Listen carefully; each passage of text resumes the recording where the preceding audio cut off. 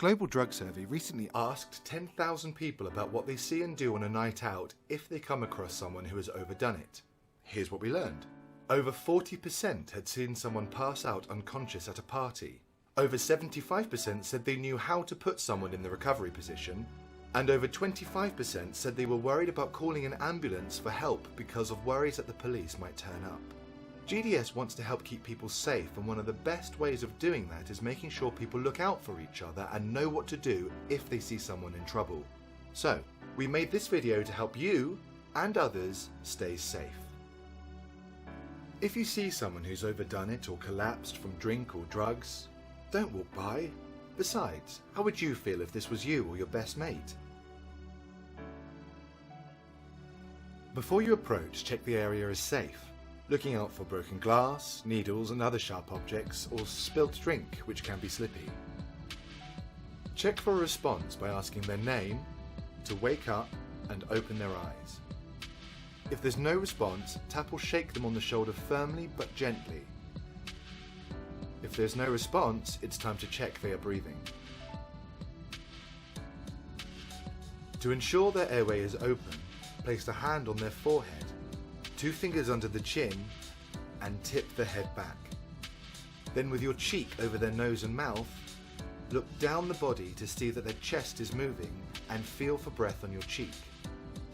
Do this for 10 seconds. If they are breathing, you can put them in the recovery position.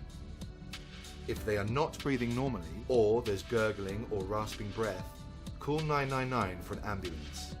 They will talk you through chest compressions, also known as CPR, if you need to do them.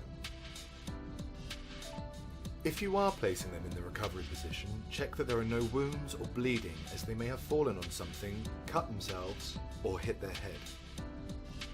To put somebody in the recovery position, take the hand nearest to you and move it out of the way, right angles to the body, palm facing upwards. Bring the other hand furthest away from you, across the body, holding the back of the hand against the cheek nearest to you. Draw up the leg furthest away from you by the knee, making sure their foot is flat on the floor. Then roll the person towards you on their side, protecting their head, tilting the head back slightly to ensure the airway is clear. If you need to, bring the leg nearest you, right angles to the body, while the other leg should be straight. Once you've put the patient in the recovery position, constantly reassess the patient at regular intervals and call 999. Don't run off, stay nearby, keeping an eye on them until they wake up or further help arrives. Not everyone passes out conveniently on the kitchen floor, and people are heavy, but move them into a more comfortable position if you can.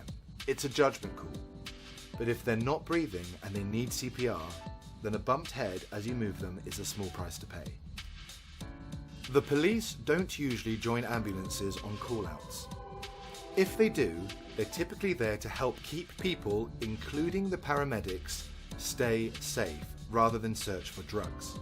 They may ask a few questions, but these are usually to make sure no one else is at risk. Calling the emergency services in an overdose situation can save lives, and ensuring friends get the right help if they need it should be top priority. So, to recap, don't walk by. Check the area is safe before approaching. Check for a response.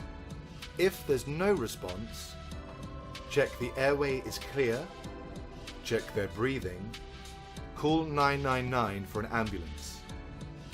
Place them in the recovery position, wait by them until help arrives.